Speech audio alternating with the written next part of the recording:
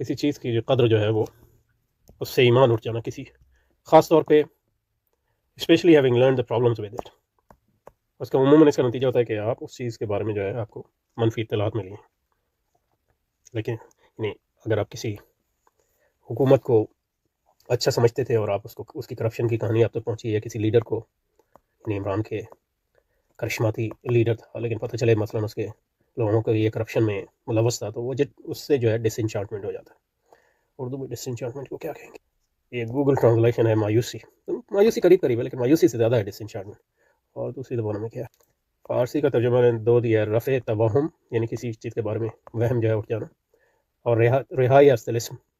یہ یعنی اردو کا بھی لفظ ہے تو یہ زیادہ اچھا ترجمہ ہے، کسی چیز کے طلسم ٹوٹ جانا آپ پر، رہائی طلسم سے رہائی. تو یہ ہے ڈس انچارٹمنٹ، طلسم سے رہائی.